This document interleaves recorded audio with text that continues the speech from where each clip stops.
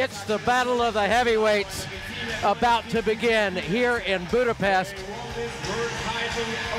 The men's épée team gold medal match. Coming out first, the team for France. This is a critical must-win situation for France in terms of Olympic qualification. And they brought in the big guns. And we're going to see a man fence tonight that's been out for a year, but he has been a big, big part.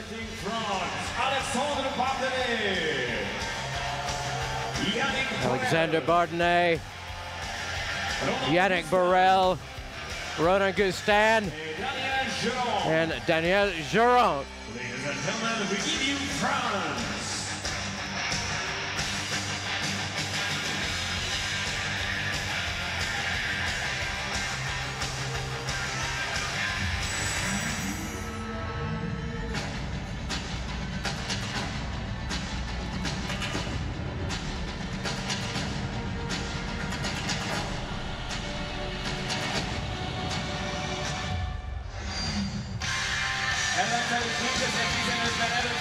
And they're going to meet up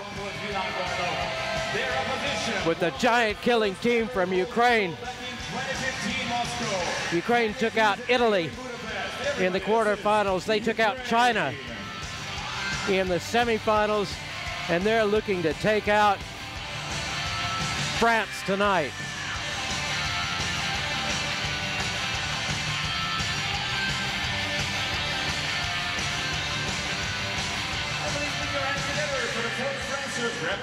For Ukraine, it is Anatoly Hari, Bogdan Nikishin, Igor Reitzlin, and Roman Swichkar. Ladies and gentlemen, this is Ukraine.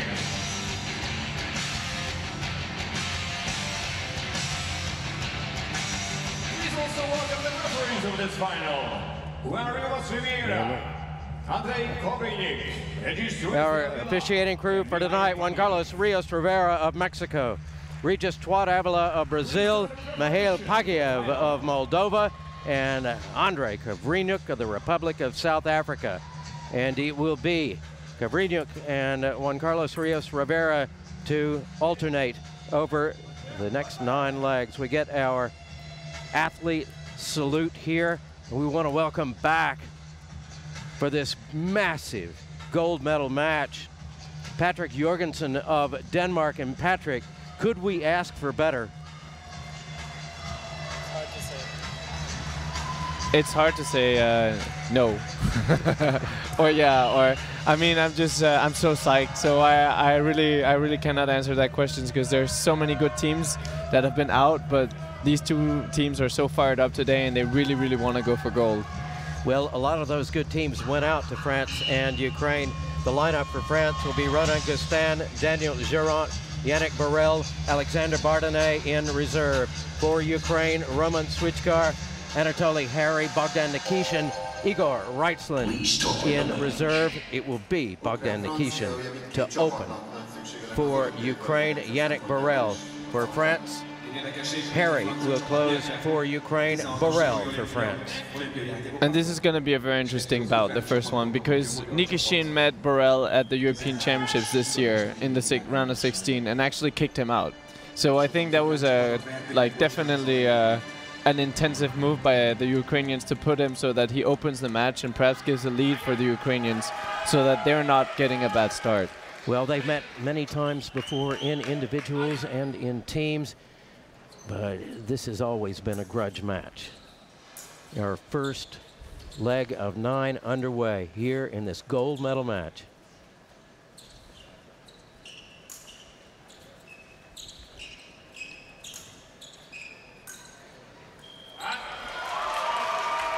Nikishin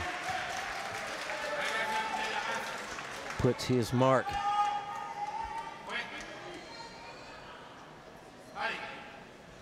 Won this match first.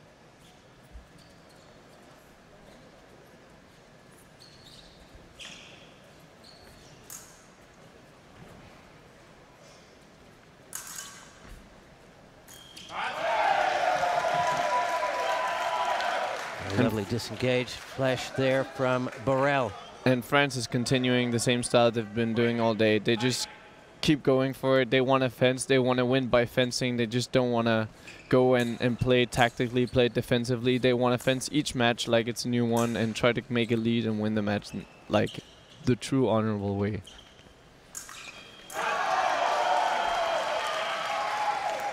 Borel picking up Nikishin's blade.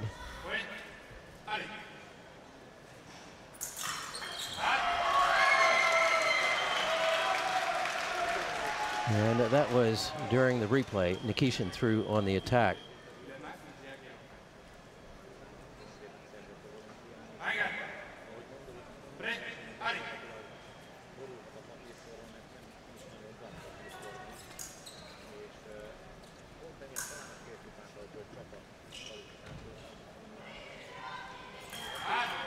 Double our first.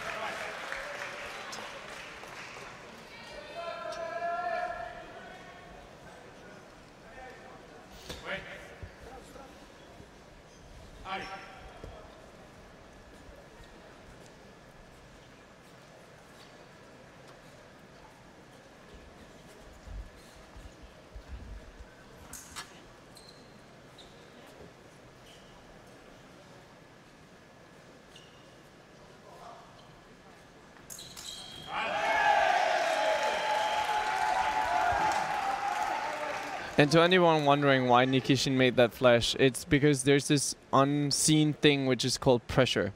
And Borel's putting so much pressure on Nikishin because he knows that at any time he can make a flash. And so you thought that Borel was going to go, so he tried to anticipate it, but it was just a trap. Now you can see he picked it up a little bit. Now he's putting a lot of pressure to perhaps make Nikishin go again, but more likely just to go straight for the flash. In my opinion, he's going to do it in just a couple of seconds.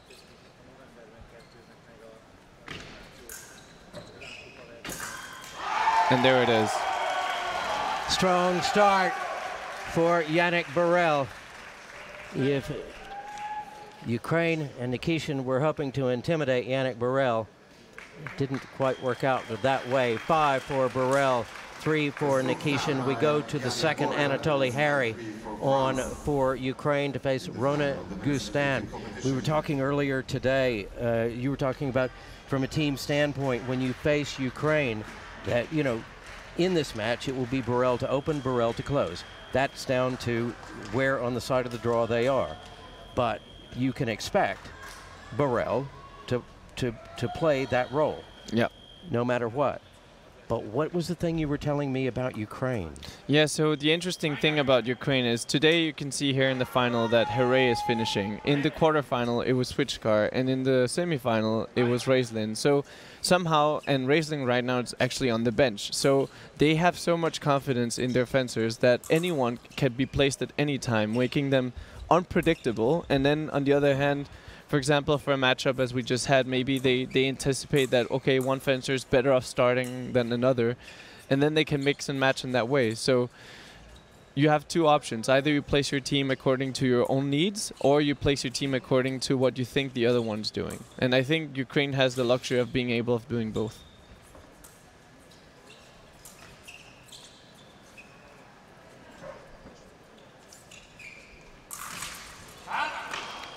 Halt is called before that hit lands. Tactically, does it help Ukraine in any way to get the Nikishin-Borel match out of the way? Arguably. As I said before, I think they placed in Nikishin in the beginning to get a lead, because I think Ukraine really enjoys having a lead, not having to search for points and not having to attack. Because if they can get France to attack because they have to, then they know it. If France can choose where they want to fence in the piece, it makes them really, really hard to fence. So I think that's why they placed Nikishin in the beginning. Otherwise, I think Nikishin would be a good matchup against Borel for Ukraine. Now, a card shown to Anatoly Harry for passivity. No, it's a passivity. The 1 minute shot clock had passed without a hit being scored because Ukraine is trailing France they have picked up the passivity card, and that can play a role later in the match.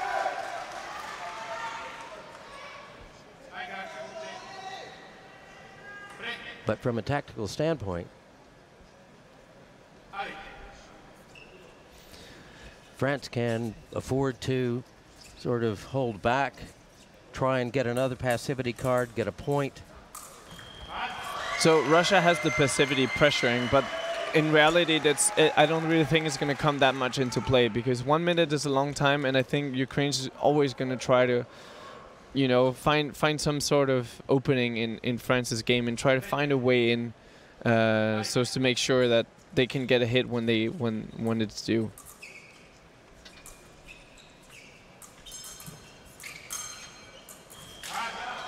Double. And Gustin's fighting not to get overwhelmed right now. You saw he was just standing on his start line. He did not want to move back, so he's sending a strong signal to Herré that, you know, he can move back, he can move forward. He shouldn't expect it to be easy.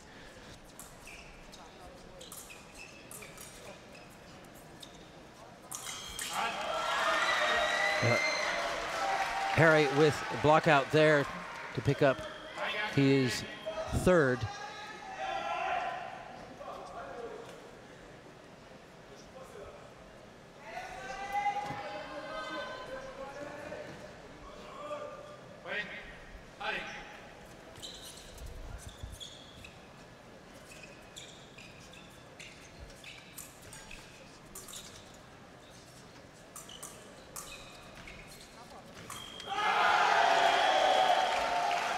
Gustin answers. And they're fighting for initiative right now. So before, Herré got Gustin to come forward because he did not want to go back. Now Herré tried to move forward, but Gustin just denied him the piece, and that's how he got him on the preparation.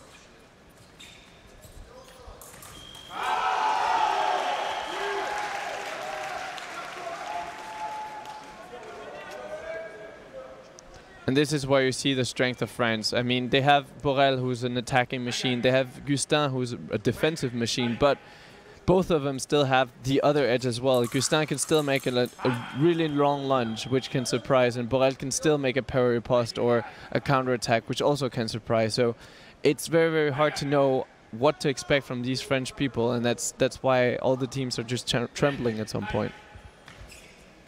Well, now that they have Daniel Gérant back in the lineup, we come to the end of the second. 10-7 the score, 5 for Ronan Gustin, 4 for Anatoly Harry, and it will be Daniel Gérant on for France. He has not fenced in more than a year until Estonia, I believe, the Estonia match.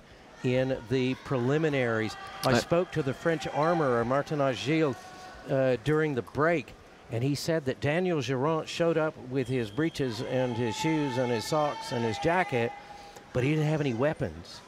So he had to go out and buy some blades, and then went around and bought some bits and pieces that he needed, and that the first day that he was here, the first 2 days that he was here, the French armorer sat and built his weapons for him. Interesting. Very interesting.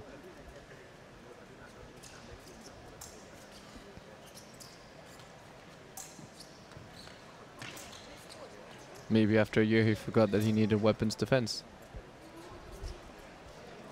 Well, I think he's looking at this as a fresh start. Yeah. Ducking counter there from Roman Switchkar.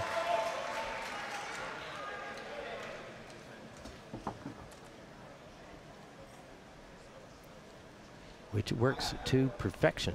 And now you see the classical Daniel Gérant action is basically he's waiting for the tempo to take the counter tempo of the opponent. And when I speak of tempo and counter tempo, a tempo is basically an opening to go into your opponent before when he expects it, when he doesn't expect it.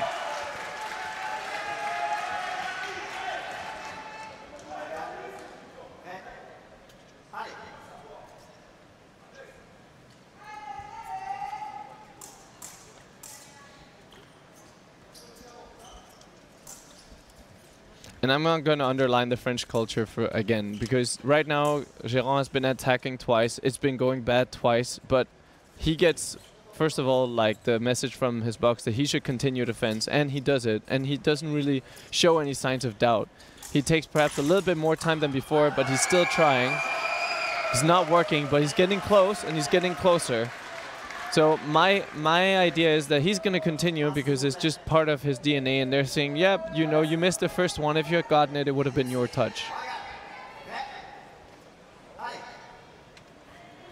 Well, France started the day in the quarterfinals against Korea, and Gérant was hitting on all cylinders. And again in the semifinal against Switzerland. He does seem a little tentative here in this gold medal match, but I'm sure he will overcome it.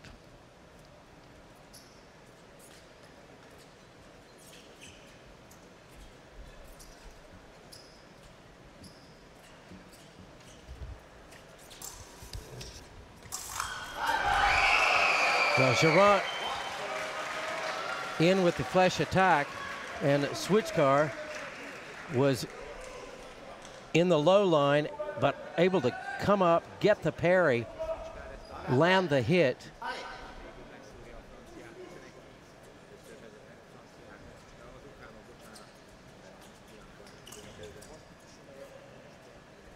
So an interesting fact is that basically Switchcar has been having a great year since last year, where he was third in Wuxi at the World Championships.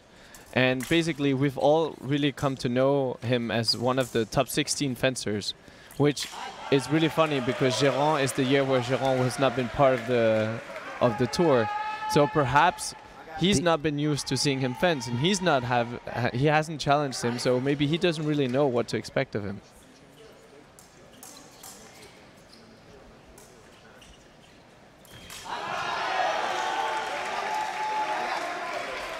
But he's still insisting, and this is where I said where the French fencing comes into play. He's been throwing 4 or 3, I think 4 hits, and now he's gaining 1 back. And he's insisting, and I think he's going to try again because that's just the way they fence. Oh, lovely from Roman Switchcar. And yeah, it may be the newness, the novelty of Switchcar, and not having faced him, not having seen him.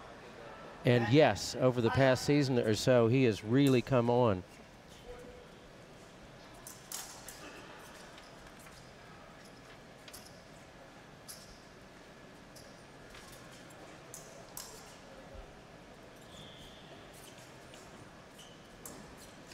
But a really, really amazing bout by Switchcar, and this is where he's really been showing his class.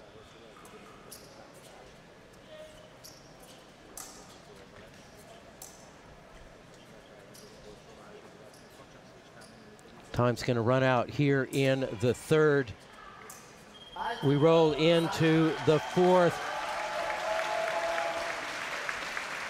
But an important leg for Ukraine. 6 for Switchcar, 2 for Daniel Gérant. And we go into the fourth with Ukraine holding the lead for the first time. And it will be Bogdan Nikishin back on for Ukraine to face Ronan Gustin.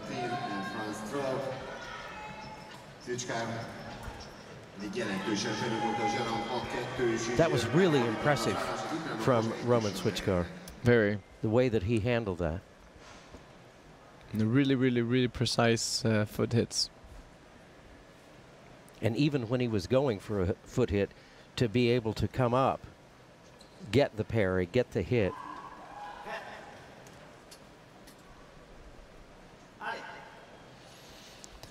And this is also an interesting bout because I know these for a fact that these two have been fencing together, and I think it's kind of an even score when they meet to 15. And I think Gustin has a really good style against him because he's a very pointy fencer in the sense that he's using his tip a lot. He's putting a lot of, insecurity in his opponent just by having a very dangerous tip. Whereas Nikishin is just so rock solid, and he doesn't really give any information. He doesn't really give much to the opponent. So that's why whenever one has had the off day, the other one has come out as a winner. What happens when they're both having an on day? Then you get a really good fight.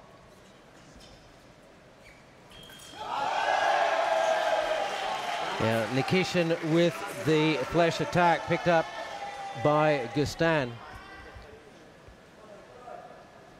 Yeah, he gets his point out, leaves it there.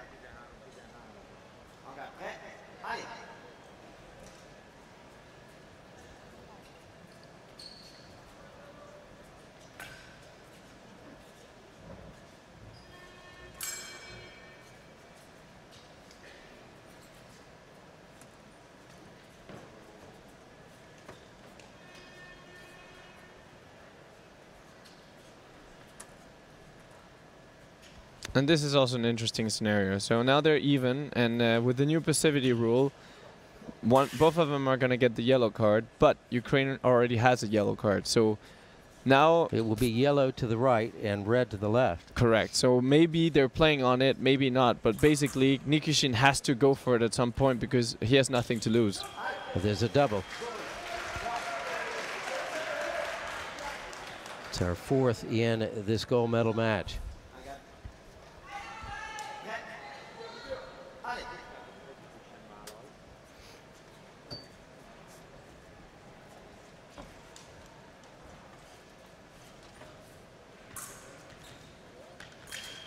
Oh, lovely hit to the foot from Bogdan Nikishin.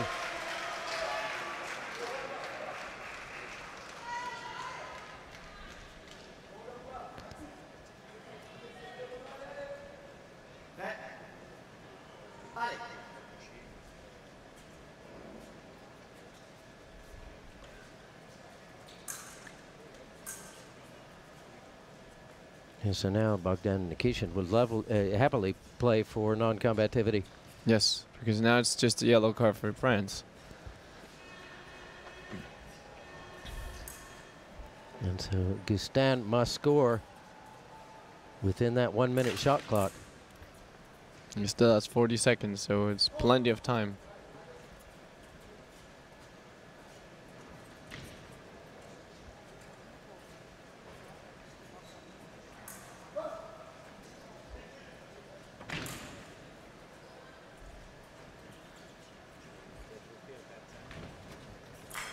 Double.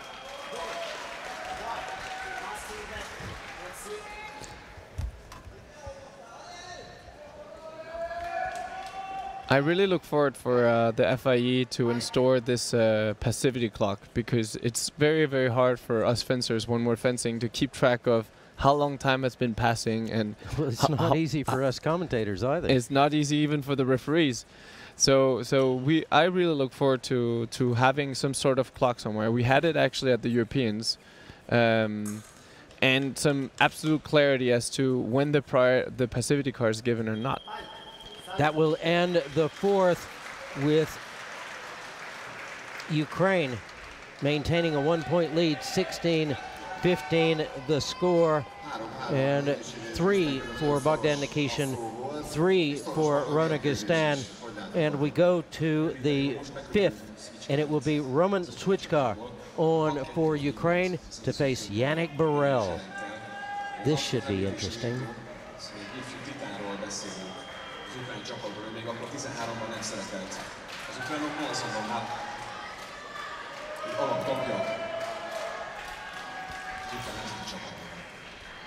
This is the halfway point in this 9-leg match. So correct me if I'm wrong, but I think this was the semifinal last year at the World Championships.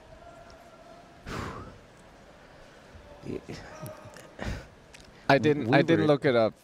You did? I did not. You did not. So it's pure memory. I know both of them were in the semifinal at some point. And I know Limardo was second. And I know Nikishin was third. And I know I was there, but it was in China.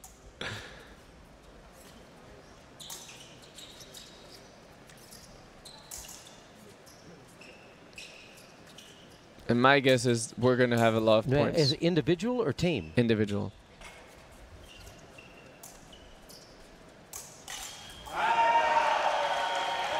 Burrell brings us level. And he's not going to stop now. We're in the 5th round. They have to go up all the way to 25, and I think Borel is going to go for it because his style fits pretty nicely against switch cars.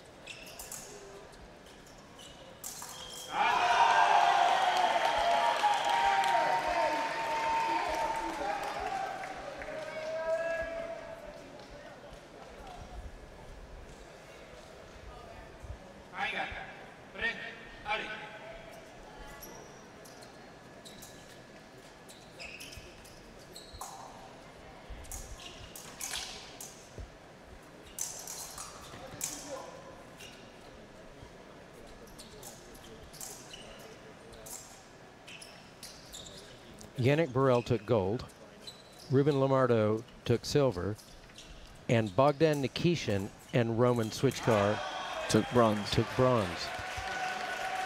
The question is, who kicked out Roman Switchkar?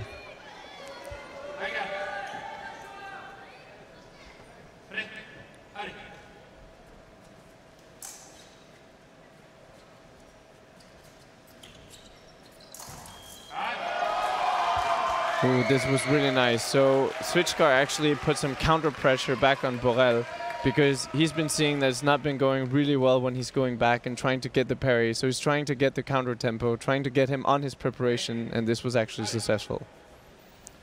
This is a replay in a team match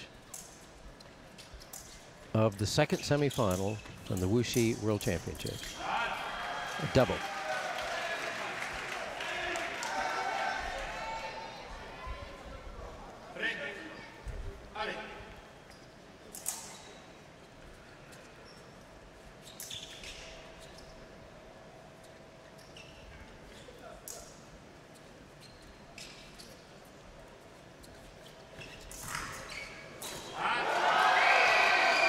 And the score was 15-11. Switchkar off to straighten his blade.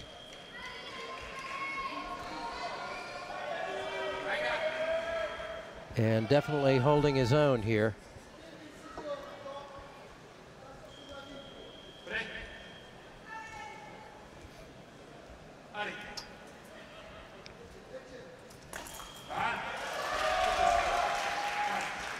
Well, there is a bend in that blade that is nearly fatal after that collision.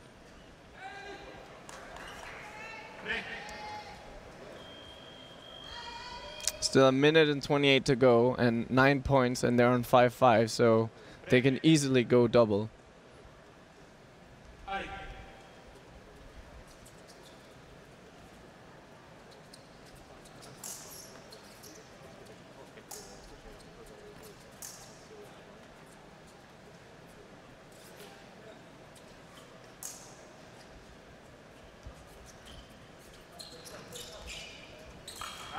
Double.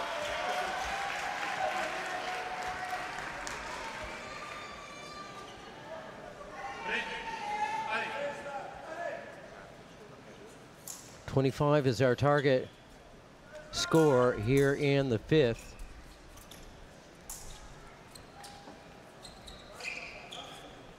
And at this hit rate, I can see where we could get there. Another double.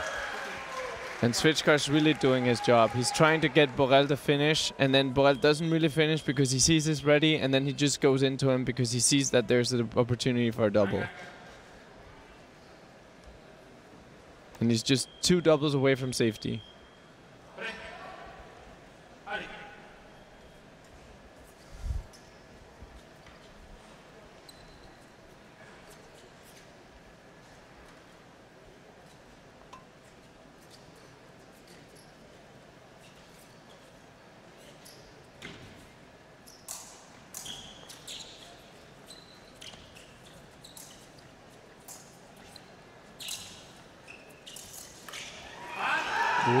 Now, that's not going to be given. No, it's not going to be given. Was passed and well passed. Borel asked for a video review. Juan Carlos Rios Rivera of Mexico will go to the scoring table to have a look, but I cannot imagine a scenario where that would be. Let's have a look here. But you can really admire how Switchcar actually got Borel to go, how he was completely ready. He got it in the 6th and he just missed the back. And the remise. So no damage done there. But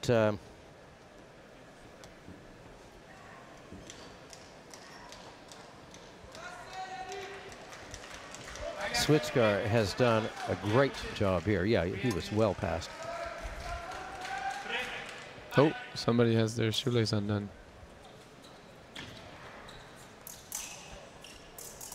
Well, there's only 2 of them out there. Switchcar opens up that lead to 2.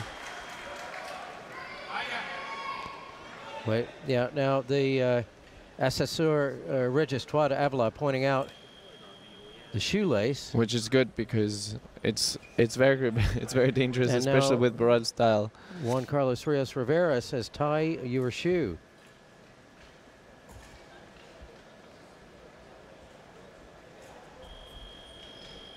Yeah, that could be unfortunate. That could be very unfortunate. And with that many kilograms and that height and that podium, it can go really bad. Very badly. But he's gonna try, and I think he's really gonna give it a shot. Question if it's gonna be a double or single. He's got to do something pretty quick. Yeah, he's gonna try. He's gonna try for sure. Yeah, and he did. He gets it.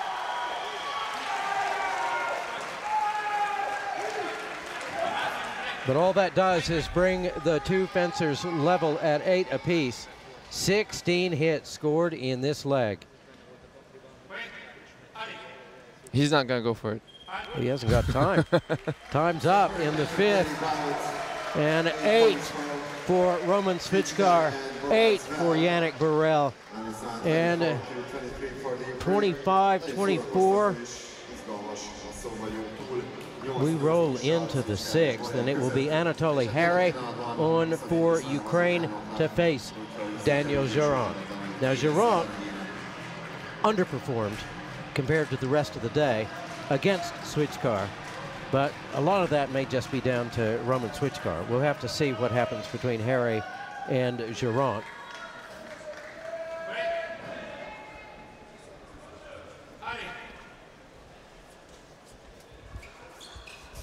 But, you know, we covered the end of the Ukraine-Italy match. And Ukraine did a number on Italy. Yeah, there was a big, you know, attempt at a comeback in the 9th leg. But it was a very controlling match for Ukraine. Then Ukraine faced China. They were down for 1 leg, 2 legs. Got in the lead, small lead, held it in a vice grip. And then build on it.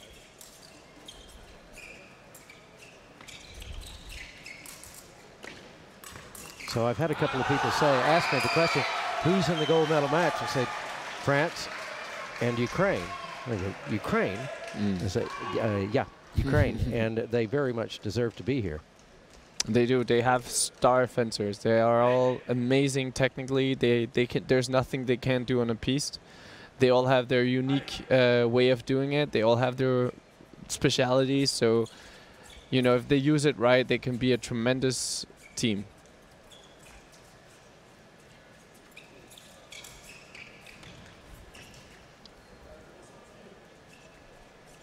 And I'm afraid that this is not going to turn out so well for Giron, and I can explain why. Because he's a counter-tempo, and I think Herré knows it, so he's going to feed him the time. And you saw it twice. Once he went for the double, the other time he went for the peri-poste. And maybe he's gotten a little bit rusty, but I think he's going very often, as you could see here. It was I'm beginning to wonder, seeing Giron here, after seeing Giron in the quarterfinal match, after seeing Giron really being himself in the semifinal match, if maybe that year off is catching up with him here in this gold medal match. I don't know if it's catching up, but it's inevitable that it's had some sort of effect. We've all been fencing, and we've been fencing every month a new competition, every month somewhere else, and fencing evolves. It doesn't stay the same. So if you're not following, then at some point you're going to have some sort of risk to get old in some way. Well, Juan Carlos Rios Rivera sent to the scoring table for a video review. What are they looking for here? I think they're appealing for the fact that Anatoly Hore is probably turning his back, but at this point I don't think it's the case, because he's following the weapon, and second of all, he didn't have his back completely turned to Daniel Géant. But what it also gives is it gives him a little bit time to think, a little bit time to reconsider the situation, and to think about what he's going to do. Right now, at this moment, he's on a -7 indicator, and that is a liability for France and their aspirations.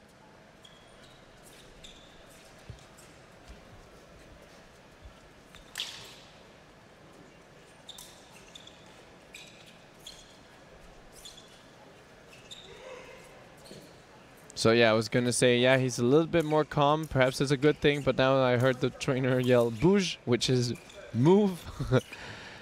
And he used his legs straight after that. Because there's still the passivity clock counting. It's only a yellow card for France, so it's not anything alarming, but you know, he still has a job, and it is to fence, and it is to try to make points. Yes, but that is, and there is one right there. But to have 2 yellow passivity cards up. They only have 1. It was only Ukraine who won. But for Ukraine, for France to be in the same position, yeah, lessens the negative effect of France picking 1 up. Correct. And, well, you know what I mean. And Ukraine suffering the consequences if they are level at the time. But they're not. So now we're looking into a -3 for France or a +3 for Ukraine. It's not anything alarming. It's definitely manageable, especially in 3 matches. And what we saw between Switzerland and China was that, well, there was 1 point lead, but then Stefan came and did a 9-3 match against Wang, and this could happen again. Nothing's sure. 4 for Anatoly Hore, 2 for Daniel Géant. So 25-28 will take us into the 7th, and it will be Roman Swichkar of Ukraine up against Ronan Gustin. Gustin's got to make up 3 points here, or at least he's got to try. And Swichkar has been switched on in this match. So how tough is this going to be? It's going to be very tough, but this is going to be a completely different match than the one we saw before between Borel and Swichkar, because Gustin doesn't make that many flesh, and if he does, it's with a point, and it's not so much with power, but it's with precision. And I think he's going to be a little bit more careful, and he definitely should look out for his foot, because there's been a big target from Swichkar. But I don't think there's going to be that many points. He's going to try like he does now, but it's going to be with minimum risk. He's not going to try to get too close. He's not going to try to give too many openings to Swichkar. Well, big long lunge there. Andrei Kavrinyuk, Republic of South Africa, back out to referee the 7th and the 8th legs.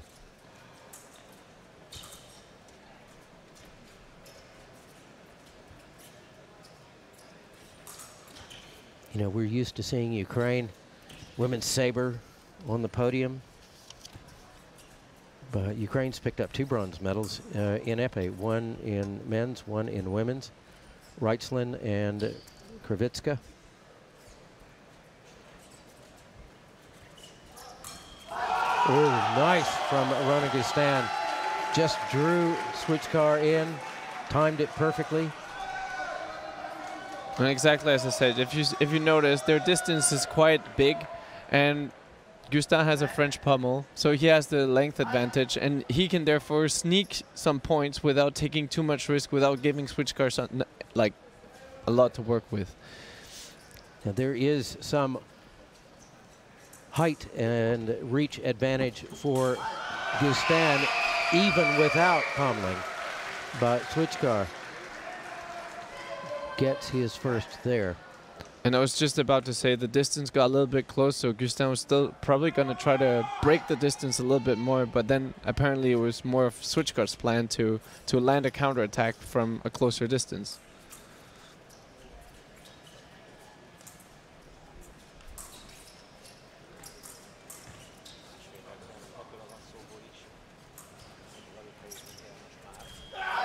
Double. That is our 11th double in this 9-leg match.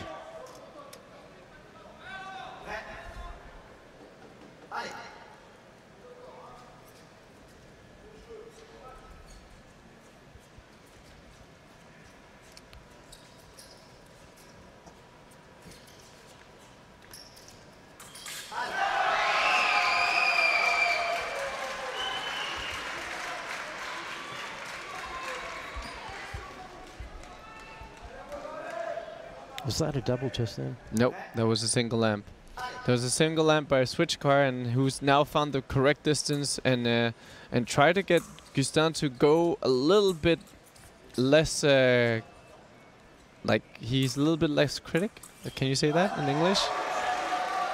So he's just going for opportunities that are not as good as they were in the beginning. Right. I am paying attention, but I was doing a calculation. Yes.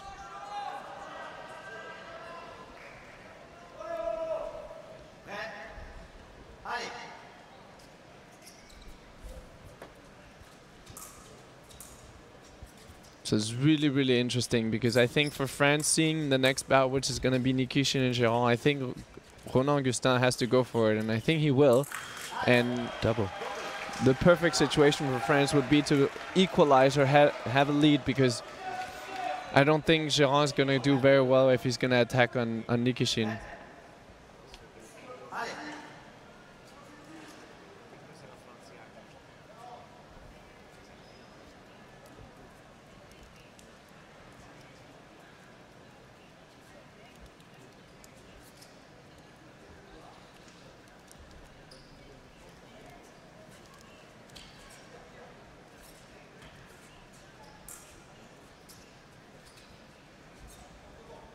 I think we'll have one last action from Gustin, and then he's going to go for the break.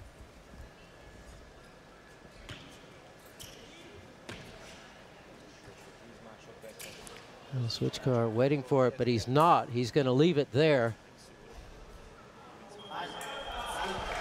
32-30.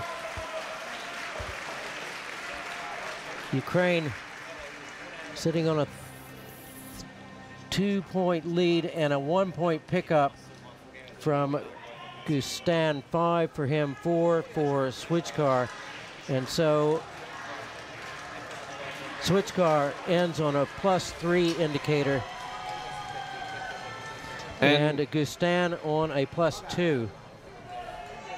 And I think Gustin did his job in this one. You can argue, yeah, he didn't recover the whole lead, but as my teammate Frederick says, at some point you have to stop the bleeding. Yeah. And that's what he did. So he turned a negative spiral to a positive one, and maybe this is the confidence that Géron needs to not doubt himself and to go all the way through and hit before he gets hit in the parry.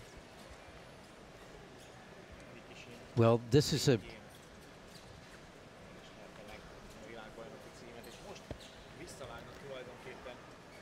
going to be key right here. If Nikishin comes after Géron and Géron does not do better than he did in the first and second legs, things could go very south very quickly for France. But there is Géron out with first. And if we're going to like conspiring tactics, then you could think, okay, we have a strong finisher in Borel. We also have a strong finisher in Herré. Ukraine's going to be happy to lead. France is going to be happy by not being too much behind. So maybe he's going to try, but not too much. And he actually has, you know, all the time in the world to just give one passivity card, maybe try an action more. So he has 2 minutes now where, you know, if he really doesn't want to go for it, he doesn't kind of have to. Nikishin gets that hit back.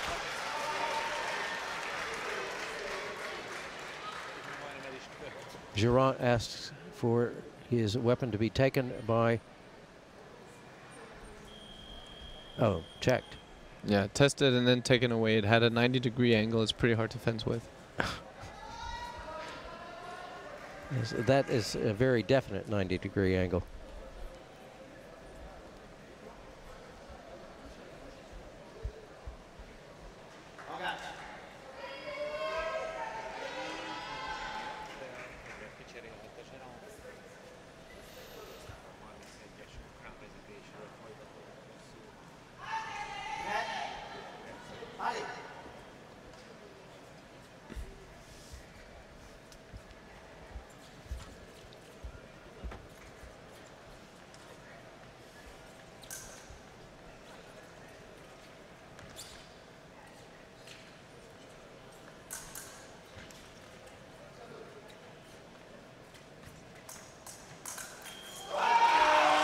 Well, Nikishin trying to play off the back line there. And really nice to see that this time, actually what he changed from this bout to the other is that before he went for direct flesh, and now he actually goes for getting the opponent out and then taking a parapost or a beat attack if you want.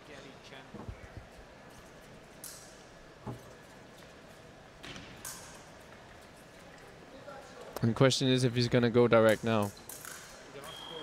Double.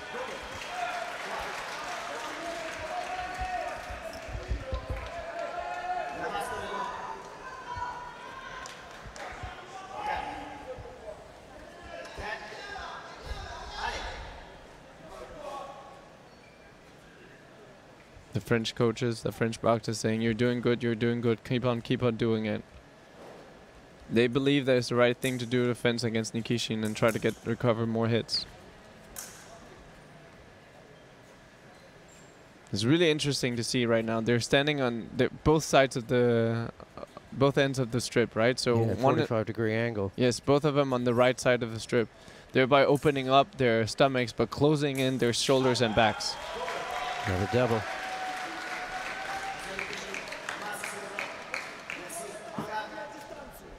We've got room to roam here as far as the target is concerned. It's 40 in the 8th.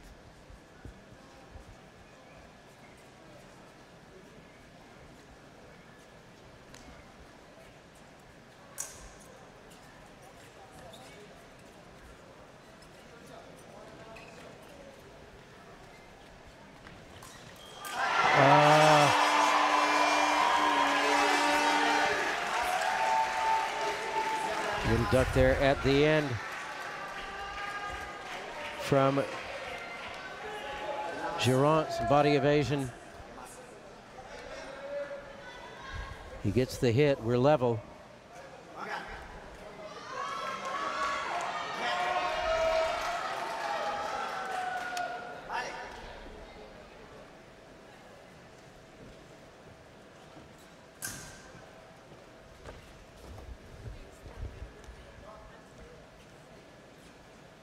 I think Jean is happy with that. He's getting a little bit tired. I can see he hit his leg and his eyes are not on fire. And he did his job. He recovered. They're ending on a 10-point match between Borel and Herré. And it's going to be very interesting to see what's going to happen now. Well, much better there from Daniel Girant, and at the right time, a 2-point net gain for France. And we go into the 9th and final leg level, 35-35. Anatoly Harry on to close for Ukraine. Yannick Borel on to close for France. And just looking here,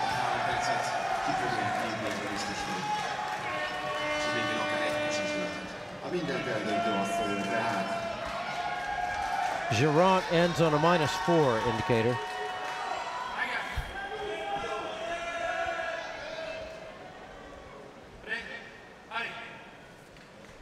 Interestingly, Nikishin ends on a -4 indicator.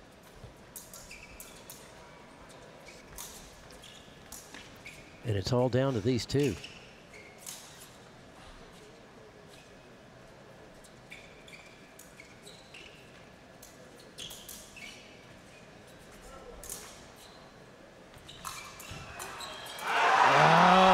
Picks up the blade, tries to turn and find the target. He can't.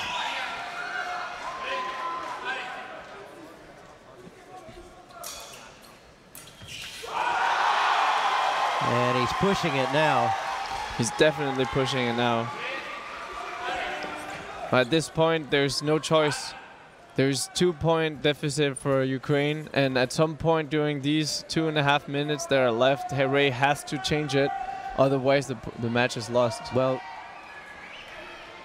it's 2 points because on that last exchange, Harry just jumped in without much of a plan, in my opinion, and it was just 1 point. That's correct. Now it's 2 points. And they start on 0.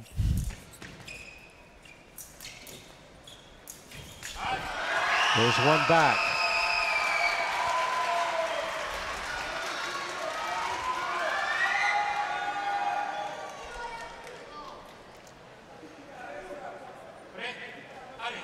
Nice use of distance from Harry.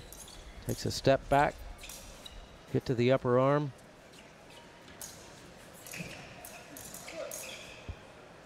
And they're both so good at what they do. They're both so solid in their strength. And what's going to be decisive in this match is who's going to be able to use their weapons at the right time. Well, when Burrell just sort of puts his head down and charges in, all you can do is get your arm out and pray. You mean parry, right? Sorry? You mean parry. That too.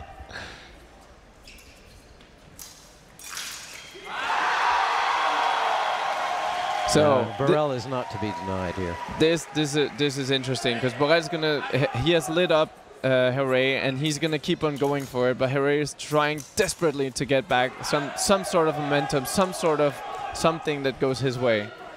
Now Burrell wants a video review for Harry turning his back. And I think he's going to be right because he turned his back without any hit, without any reason basically. He had the blade, but you know, there's no reason for him to turn around. Well, he was trying to find the target there. But a card comes out. Yeah. And once more, an attack without a preparation is not going to work against Burrell, especially not when he's so ready to go in and go for the kill. Yeah, and the problem is, the conundrum is that it doesn't matter what you do, Burrell's going to charge forward. Absolutely, and he has a reach, and he has explosivity, and he has a tip, and he's going to kill.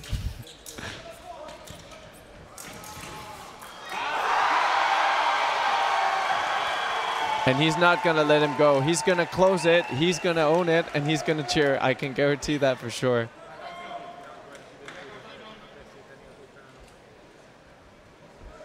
We started this 9th leg level at 35. It's not going to end that way.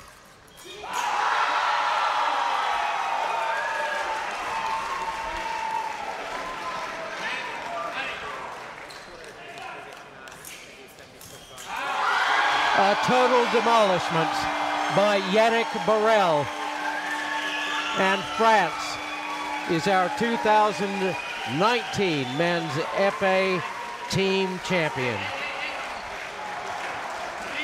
And at some point, Burrell's going to have to get up and shake hands.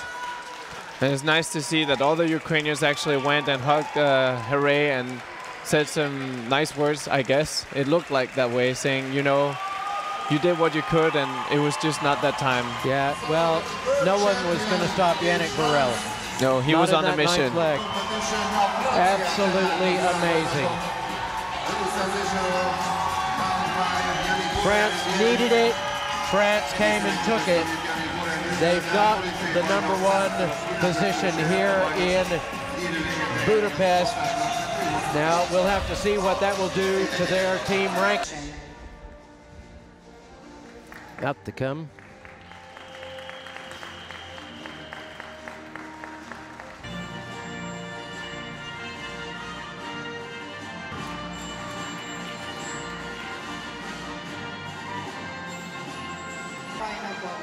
Gold medalists and world champions. But our 2019 men's épée team world champions, the team from France.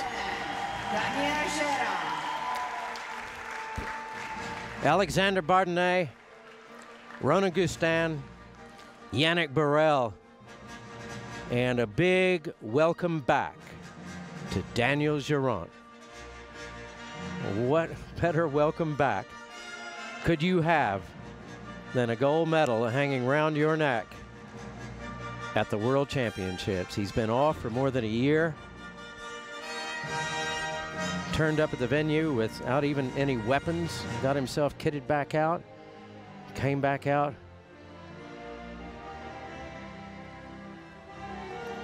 And helped take this team across.